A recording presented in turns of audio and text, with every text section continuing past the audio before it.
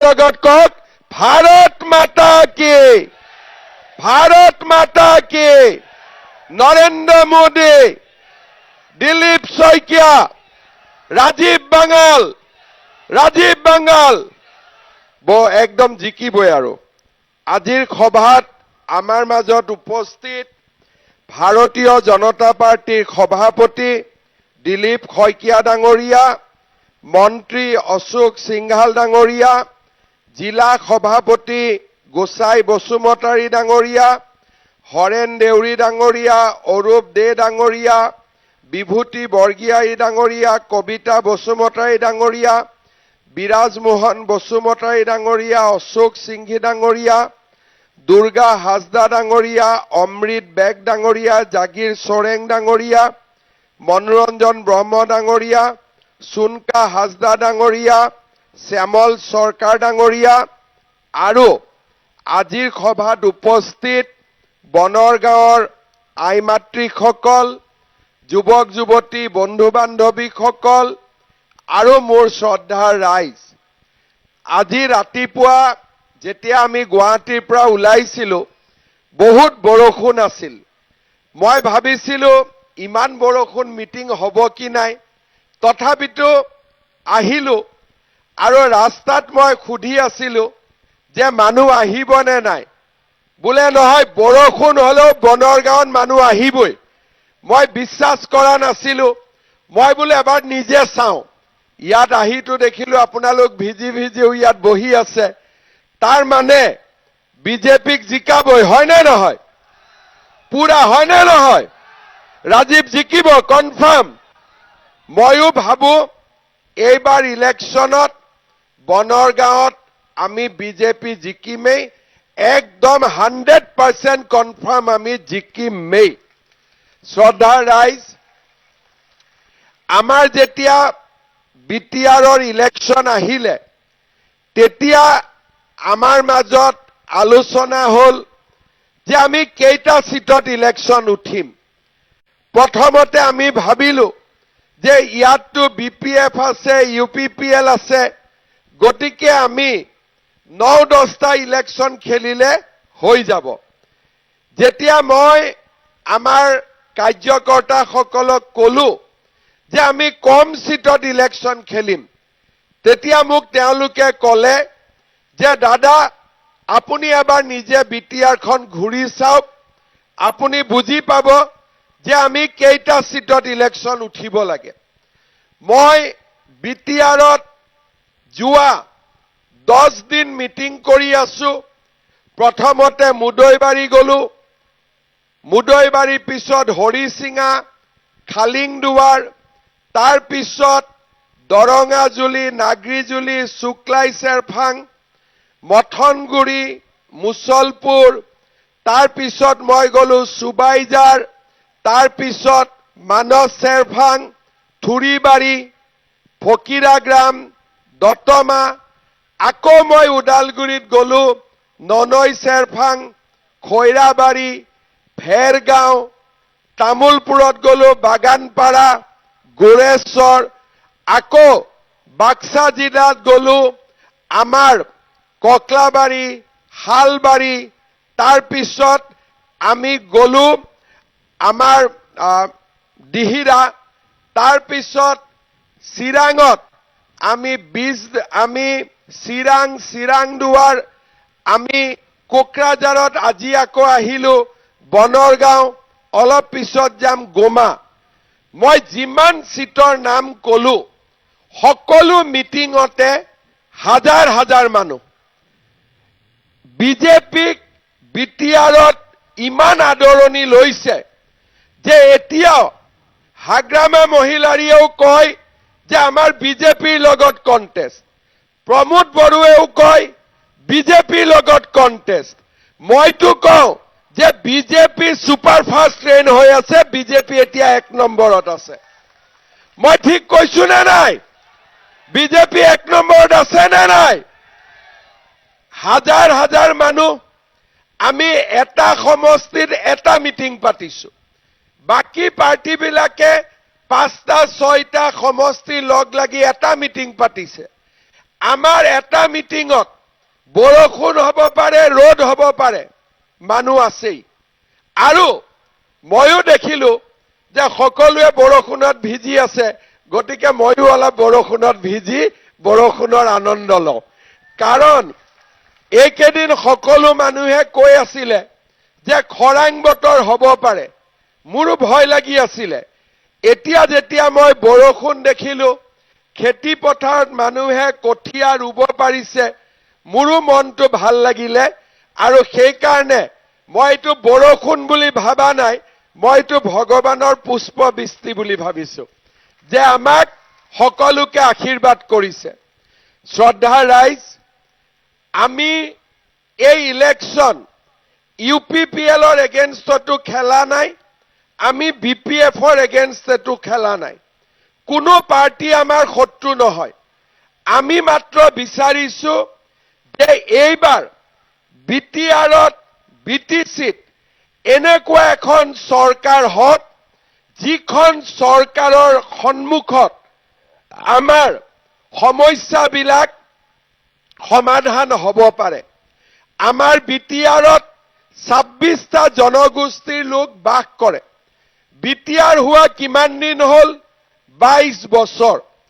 2003ত মোৰ মনত আছে, মই অসমত মন্ত্ৰী আছিলো, আৰু ইয়াতে আমি হাগ্ৰামা মহিলাৰীক শপত দিয়াইছিলো।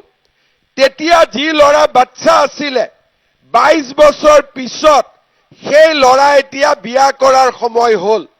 কিন্তু আমাৰ BTRৰ সমস্যা এতিয়াও সমাধান নহ'ল। কাৰোবাক লগ পাম, কয় দাদা অৰুণোদয় পোৱা নাই। কাৰোবাক লগ পাওঁ, বোলে প্ৰধানমন্ত্ৰীৰ ঘৰ পোৱা নাই।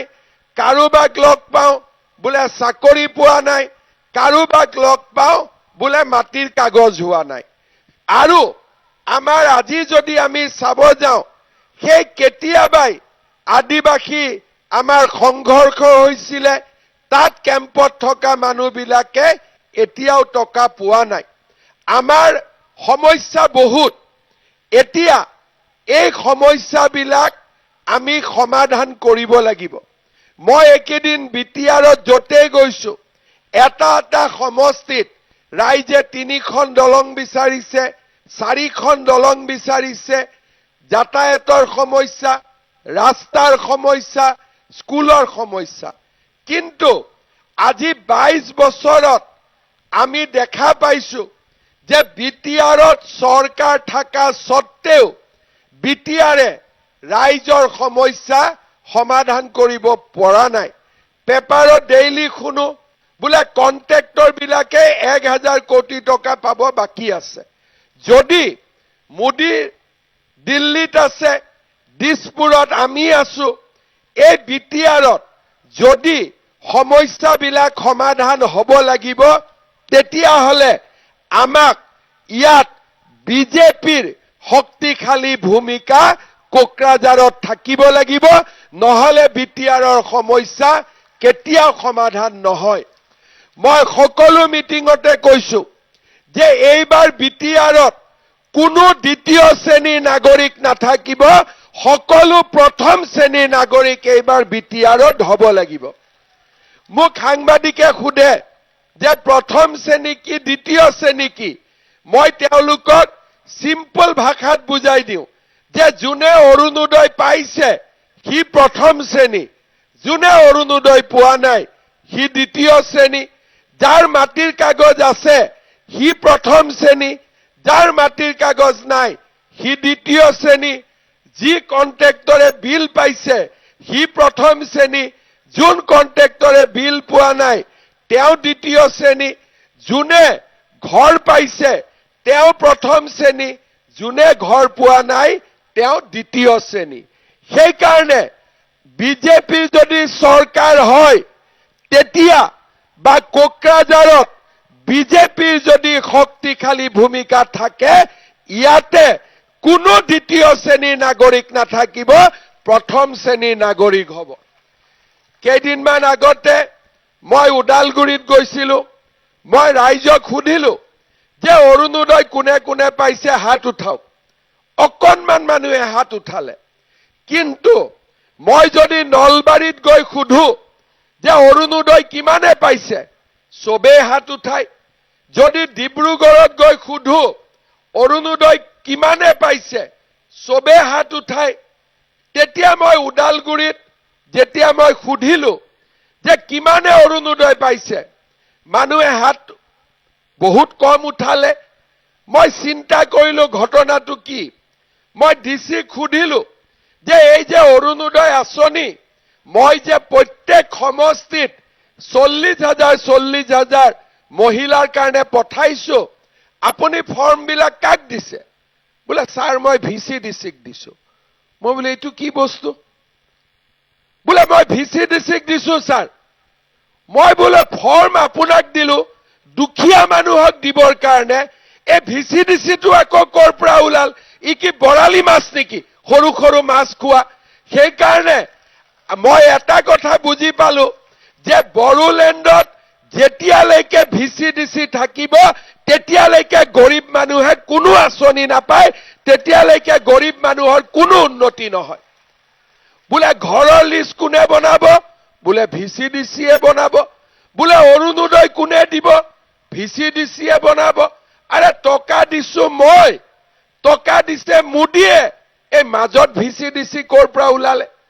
সেইকাৰণে এইবাৰ বিজেপিৰ চৰকাৰ হ'ব, মোদীয়ে ঘৰ বনোৱা টকা দিব, ডাইৰেক্টলি মানুহে পাব। অৰুণোদয় টকা মই দিম, ডাইৰেক্টলি মানুহে পাব, মাজত কোনো ভিচি ডিচি নাথাকিব।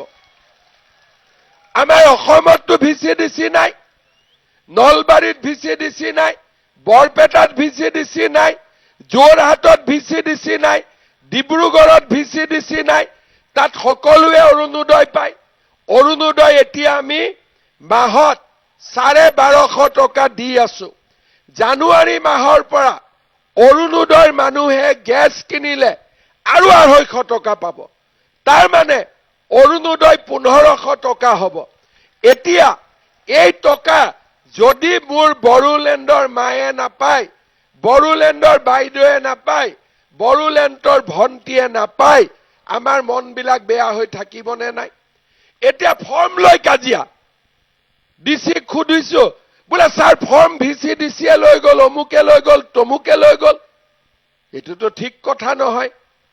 বৰালি মাছে সৰু সৰু মাছবিলাক খায়নে নাখায় নদীত? তেনেকে আমাৰ ভিচি ডিচিত সৰু সৰু মানুহবিলাকক বিটিআৰত ভিচি ডিচি বিলাকে খাই আছে। পইচা নিদিলে একো নহয়। পইচা নিদিলে না ঘৰ পায়, না পইচা নিদিলে অৰুণোদয় পায়, একো নাপায়। তেনেকেতো নহব।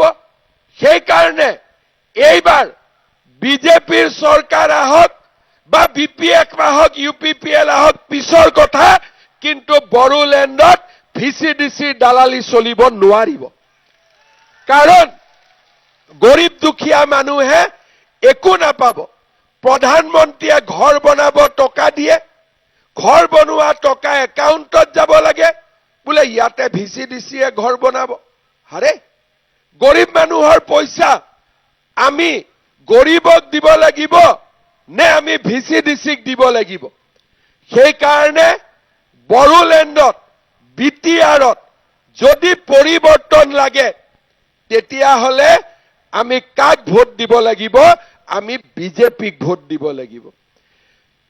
BPFৰ দিনত ঠিকাদাৰে কাম কৰিলে বা নকৰিলে, UPPLৰ দিনত পেমেণ্ট আছে, পেমেণ্ট নাই, কিন্তু টকা থাকিলেহে টকা দিব পাৰিব। টকা ক'ৰ পৰা পাব? মোদীজীয়ে টকা দিলেহে টকা আহিব। আৰু মোদীজী টকা কোনে আনিব? দিছপুৰত বিজেপি আনিব। বিজেপিয়ে কাক দিব? কোকৰাঝাৰত দিব। তাৰ মানে আমাক দিল্লী, দিছপুৰ, কোকৰাঝাৰ ট্ৰিপল ইঞ্জিন চৰকাৰ থাকিলেহে আমাৰ ইয়াৰ সমস্যা সমাধান হ'ব। ইয়াতে সদায় আমি সৰু সৰু কথালৈ আমি পিছ পৰি আছো, সৰু সৰু কথালৈ আমি পিছ পৰি আছো। আজি আমাৰ বহুত মানুহ আছে, এই বিটিআৰতে জন্মিছে, এই বিটিআৰতে মৰিব। ঘৰো আছে, পাকা ঘৰো আছে, কিন্তু কাগজ নাই। যদি ঘৰো আছে, মই বিটিআৰতে জন্মিছো, বিটিআৰতে মৰিম, লাইটৰ কানেকশ্যন আছে, পানীৰ কানেকশ্যন আছে, খালি মাটিৰ কাগজ নাই।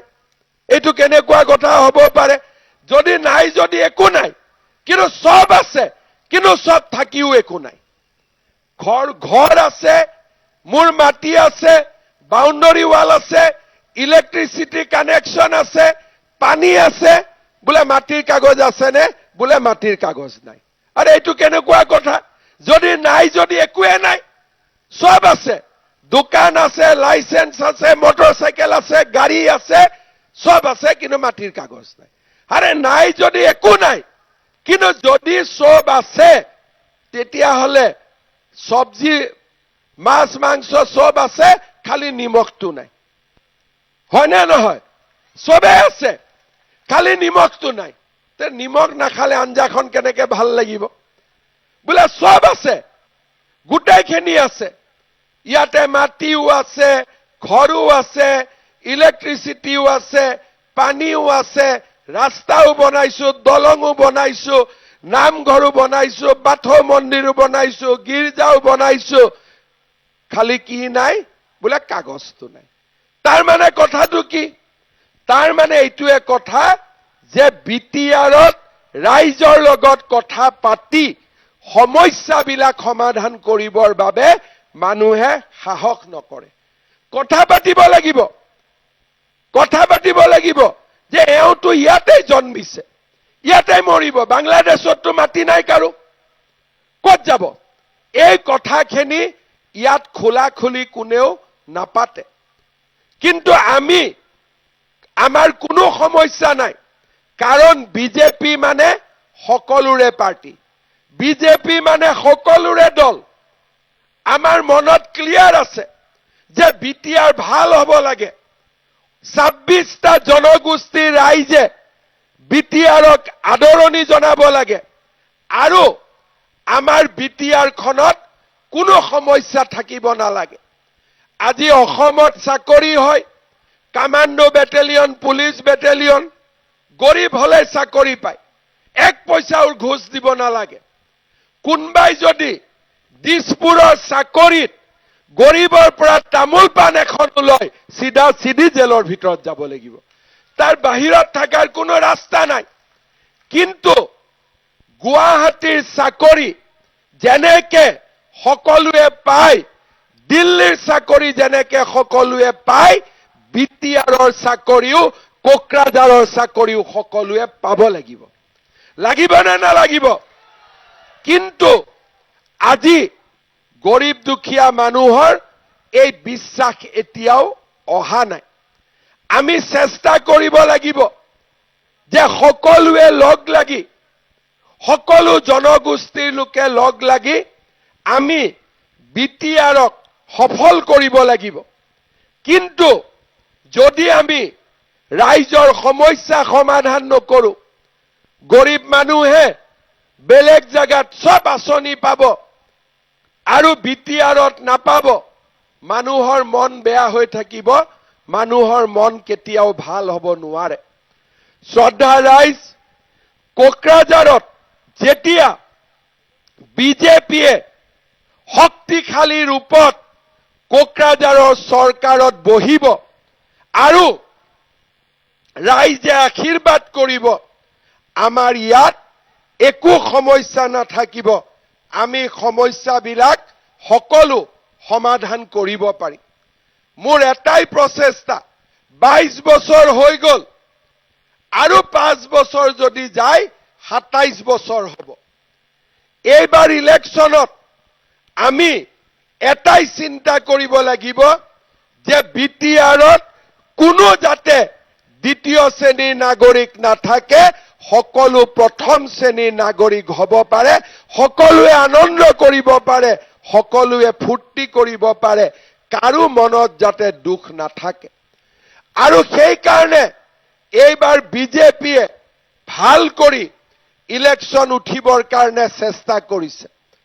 মই আগতে আপোনালোকক কৈছো যে এইকেইটা দিন, যোৱা 1 তাৰিখৰ পৰা আজি 13 তাৰিখ হ'ল, প্ৰত্যেক দিনাই দুখন মিটিং তিনিখন মিটিং মই ৰাইজৰ আগত গৈছো ৰাইজক এটাই কথা বুজাইছো যে বিপিএফও আমাৰ শত্ৰু নহয় ইউপিপিএলও আমাৰ শত্ৰু নহয় আমি মাত্ৰ বিচাৰিছো যে 22 বছৰ পিছতো বিটিআৰৰ ৰাইজৰ যি দুখ থাকি গল কষ্ট এতিয়াও হৈ আছে কৰবাত দলং নাই কৰবাত ৰাস্তা নাই কৰবাত স্কুল নাই কৰবাত কলেজ নাই এইবাৰ আমি বিটিআৰক সৰ্বাংগ সুন্দৰ বনাব লাগিব বিটিআৰক অসমৰ ভিতৰতে আটাইতকৈ বিকশিত অঞ্চললৈ ৰূপান্তৰ কৰিব লাগিব আজি আপোনালোকে গুৱাহাটীত যাওক কিমান ডেভেলপমেন্ট ডিব্ৰুগড়ত যাওক কিমান ডেভেলপমেন্ট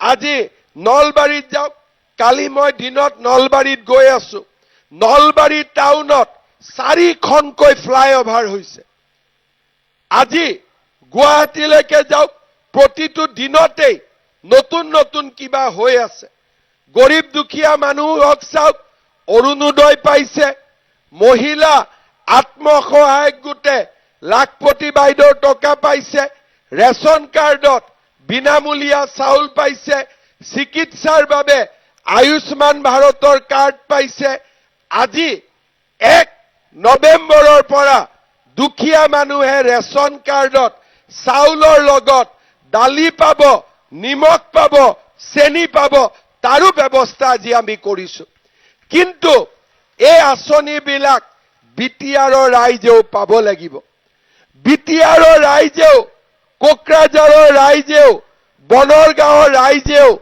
এই আঁচনিবিলাক পাব লাগিব কেতিয়া এই আঁচনিবিলাক পাব যেতিয়া আমাৰ মানুহ দিছপুৰ কোকৰাঝাৰ ডাইৰেক্ট কানেকশ্যন হ'ব মাজত কোনো ভিচিডিচি নাথাকিব তেতিয়াই আমাৰ সমস্যা সমাধান হ'ব কৰ পৰা আহে এইবিলাক মই বুজিয়ে নাপাওঁ ইলেকশ্যন হৈ যাব কাজিয়া আৰম্ভ হৈ যায় দাদা মোৰ নামটো ভিচিডিচিত দিয়ক মোৰ নামটো ভিচিডিচিত দিয়ক আৰে কিয় দিব লাগে তাৰ মানে গৰীব দুখীয়া মানুহে যাতে চৰকাৰৰ একো স্কিম নাপায় সদায় মাজৰ মানুহ চলি থাকে আজি আমি অসমত মাজৰ মানুহ নোহোৱা কৰি দিছো চাকৰিৰ নামত দালালি নাই আঁচনিৰ নামত মাজৰ মানুহ নাই আজি আমি অসমত সব নোহোৱা কৰি দিছো ডাইৰেক্টলি চৰকাৰী চাকৰি আগতে এটা মেজিষ্ট্ৰেটৰ চাকৰি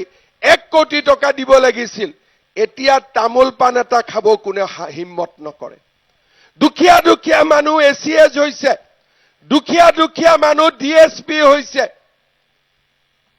আগতে কংগ্ৰেছৰ দিনত 1 কোটি টকা দিব লাগিছিল আজি সবজি বেপাৰী লৰা ছোৱালীয়ে ঘৰত যদি 3টা বাচ্চা আছে 3টাই চাকৰি পাইছে খালি মেৰিটত পঢ়িছে পুলিচত দৌৰিছে চাকৰি পাইছে কমান্ডো বেটেলিয়ন দৌৰিছে চাকৰি পাইছে কিয় অসমত আমি মাজৰ মানুহ নোহোৱা কৰিছো যে কোনো কামত মাজৰ মানুহ থাকিব নোৱাৰে আৰু লগে লগে আমাৰ ৰাজ্যখনৰ উন্নতি হৈছে মই বিচাৰো যে বিটিআৰৰ ৰাইজেও একে সুবিধা পাব লাগে মই আপোনালোকক খুদিম অৰুণোদয় কোনে কোনে পাইছে হাত দাঙকচোন আৰু যোনে যোনে পোৱা নাই হাত দাঙক যোনে যোনে নাই পোৱা এতিয়া পোৱাটো বেছি না নোপোৱাটো বেছি নোপোৱাটো বেছি কিন্তু যদি মই বেলেগ জায়গাত গৈ খুদু যে কেইজনে পোৱা নাই নোপোৱাটো কম পোৱাটো বেছি ইয়াতে নোপোৱাটো বেছি আৰু পোৱাটো কম কাৰণ বেলেগ জায়গাত ভিচিডিচি নাই ইয়াত মাজত ভিচিডিচি সোমাই আছে বেলেগ কথা একো নাই মই ঠিক কথা কৈছো নে নাই আৰু মই ডাইৰেক্ট কথা কওঁ মই সিধা সিধি কথা কওঁ আৰু সেই কাৰণে আজি আমাৰ অসমত উন্নতি হৈছে শ্ৰদ্ধাৰ ৰাইজ আপোনালোকে মনত পেলাব যে বিজেপি চৰকাৰে আজিলৈকে বিটিআৰৰ যি হৈছে বিজেপি চৰকাৰৰ দিনত হৈছে বিটিচিৰ চুক্তিও বিজেপিয়ে কৰিছিলে আৰু বিটিআৰৰ চুক্তিও বিজেপিয়ে কৰিছে। আপোনালোকে জানে যে 2021 চনৰ আগলৈকে আমাৰ বিটিআৰত গুলী বৰ্ষণ আছিলে, বোমা বিস্ফোৰণ আছিলে, গোষ্ঠীগত সংঘৰ্ষ আছিলে, সাম্প্ৰদায়িক সংঘৰ্ষ আছিলে। 2021 চনত মই অসমৰ মুখ্যমন্ত্ৰী হলো আৰু মই মুখ্যমন্ত্ৰী হোৱাৰ পিছত বিটিআৰত এটাও গুলী ফুটা নাই, এটাও বোমা বিস্ফোৰণ হোৱা নাই। আজি 4.5 বছৰ হৈ গল। যিমান লৰা জংগলত আছিলে মৰমেৰে আমি মাতি আনিলো, বন্দুক বিলাক লৈ ললো, ট্ৰেক্টৰ ল, পাৱাৰ টিলাৰ ল, বন্দুক নালাগে। আজি আমি যেতিয়াৰ পৰা মই অসমত মুখ্যমন্ত্ৰী হৈছো তেতিয়াৰ পৰা অসমত আমি দেখা পাইছো যে সম্পূৰ্ণ শান্তি আহিছে। আগতে কোকৰাঝাৰ বনৰগাঁৱত আগতে ইলেকশ্যন হৈছিলে, কাক ভোট দিব লাগে, মটৰচাইকেলত লৰা আহিব, বন্দুক থাকিব, বোলে অমুকক ভোট দিব লাগিব। কিন্তু আজি যোন পাৰ্টিয়ে নহওক ৰাইজক বন্দুক দেখুৱাই ভোট খোজা নাই, নমস্কাৰ কৰি ভোট খুজি আছে যে মোক ভোট দিয়ক। নমস্কাৰ কৰি আছে। কিয়? বিজেপিয়ে শান্তি আনিলে, বিজেপিয়ে ৰাইজক গণতান্ত্ৰিক অধিকাৰ ঘূৰাই দিলে। যিসকল কোকৰাঝাৰত 50 ইয়াৰ প্লাছ এই বনৰগাঁৱৰ মিটিঙত আহিছে, তেওঁলোকে কব যে কোকৰাঝাৰত আগত ইলেকশ্যন কেনেকে হৈছিলে। কোনো মিটিং নাই, কোনো পলিটিক্যাল পাৰ্টি নাই, মটৰচাইকেলত আহিব, বন্দুকত কব অমুকক ভোট দিবি, আৰু ভোট দিব যোৱাৰ আগতে ভোট শেষ। এতিয়াতো তেনেকুৱা নহয়। এতিয়া ৰাইজে সকলো বিপিএফও আহিব, ৰাইজক নমস্কাৰ কৰিব, UPPL আহিব, ৰাইজক নমস্কাৰ কৰিব, বিজেপি আহিব, ৰাইজক নমস্কাৰ কৰিব, কংগ্ৰেছ আহিব, ৰাইজক নমস্কাৰ কৰিব। বিটিআৰৰ কোনো মানুহে ভাবা নাছিল যে বিটিআৰত এনেকুৱা পৰিৱেশ কেতিয়াবা আহিব পাৰে বুলি। বিটিআৰত আগতে 6 মাহ গুলীকাণ্ড নহলে মানুহে ভাবে কি হল, আজি 6 মাহ গণ্ডগোল নাই। আজি 5 বছৰ হৈ গল, বিটিআৰত কোনো গণ্ডগোল নাই, কাৰো লগত কাজিয়া পেচাল নাই, সম্পূৰ্ণ শান্তিত আজি বিটিআৰ আগবাঢ়িছে। মই বিশ্বাস কৰো বিজেপিয়ে শান্তি আনিলে, বিজেপিয়ে গণতান্ত্ৰিক অধিকাৰ আনিলে, এবাৰ যদি বিজেপিয়ে সুবিধা পায় তেতিয়াহলে বিজেপিয়ে ৰাইজৰ সকলো দুখ একে বছৰতে নোহোৱা কৰি আমাৰ সমাজখনক আগুৱাই লৈ যাব পাৰিব। শ্ৰদ্ধা ৰাইজ, ৰাজীৱ বাঙাল মোক আপোনালোকৰ কেইবাটাও কামৰ বাবে অনুৰোধ কৰিছে। আমাৰ ৰাজীৱ বাঙাল ডাঙৰীয়াই মোক কৈছে যে আমাৰ চিকাৰগাঁৱত এটা স্কিল ডেভেলপমেন্ট চেণ্টাৰ হ'ব লাগে, লাগে নেকি? তাৰপিছত তেওঁ মোক কৈছে যে নতুন বিডিঅ অফিচ এটা পাটগাঁৱত হ'ব লাগে, লাগে নেকি? ৰাজীৱ বাঙালে মোক কৈ আছে। তাৰপিছত কৈছে যে পুটিমাৰী গাঁৱত এখন নাৰ্ছিং স্কুল হ'ব লাগে, হয় নেকি? তাৰপিছত তেওঁ মোক কৈছে যে আউলা নালা নদীত ইৰিগেশ্যন কেনেল নোহোৱা কাৰণে 3000 বিঘা মাটিত ভাল কৰি খেতি কৰিব পৰা নাই, গতিকে তাতে সুইচ গেট আৰু ইৰিগেশ্যন কেনেল বনাব লাগে, যাতে গেইল পাইপলাইন ষ্টেচন বেলটাৰী কাষত থকা আমাৰ বংশীগাঁও VCDCত ধুনীয়া খেতি বাৰী হ'ব পাৰে। ঠিকে কৈছে নে নাই? তাৰপিছত তেওঁ কৈছে যে ডালুবাৰী আৰু বাংলাবাৰী টি গাৰ্ডেনত এটা মিনি ষ্টেডিয়াম হ'ব লাগে, লাগে নে নালাগে? তাৰপিছত কৈছে যে বীৰ চিলাৰায়ৰ নামত এটা আমাৰ বাখাৰা চন্দ্ৰপাৰাত এটা ষ্টেচু হ'ব লাগে আৰু এটা অডিটৰিয়াম হ'ব লাগে। জাষ্টিন লাকৰাৰ নামত এটা আমাৰ কমিউনিটি হল নিৰ্মাণ কৰিব লাগে আৰু বনৰগাঁৱত বেংক আনিব লাগে যাতে বেংকিং সাৰ্ভিস মানুহে পাব পাৰে। ঠিকে কৈছে নে নাই কোৱা? তাৰ পিছত কৈছে যে শালগুৰিৰ পৰা ভাওৰাগুৰিলৈ চৰভাঙ্গা নদীৰ ওপৰত এখন দলং হ'ব লাগে। লাগে নে নালাগে? তাৰ পিছত কৈছে হেকাইপাৰাৰ পৰা মাছুৱা ঘাটলৈকে এখন ফুটব্ৰিজ হ'ব লাগে। লাগে। তাৰ পিছত কৈছে ৰাম মন্দিৰ টু হৰিকৃষ্ণ মন্দিৰ গৌৰাংগ নদীৰ ওপৰত এখন ফুটব্ৰিজ হ'ব লাগে। লাগে নে নালাগে? লাগে। তাৰ মানে যিখিনি ৰাজীৱ বাঙাল ডাঙৰীয়াই মোক দিছে এইখিনি যদি কৰি দিওঁ আপোনালোকে ভাল পাব, শান্তি পাব, হয় নে নহয়? পাক্কা কৈছে। তাৰ মানে ৰাজীৱ বাঙালে আপোনালোকৰ কাৰণে কিমান চিন্তা কৰে, কিমান চিন্তা কৰে, হয় নে নহয়? এই গোটেই কথাখিনি মই ইয়াত অহাৰ লগে লগে মোক কৈছে যে বনৰগাঁৱত মানুহ বৰষুণত ভিজি আছে, এইখিনি আপুনি ঘোষণা কৰি যাব লাগিব। তাৰ মানে আপোনালোকক কিমান মৰম কৰে। এই কামবোৰ বেলেগ পাৰ্টিয়ে কৰিব পাৰিব নে বিজেপিয়ে কৰিব পাৰিব? কোনে কৰিব পাৰিব? কোনে কৰিব পাৰিব? অকল বিজেপিয়ে কৰিব পাৰিব।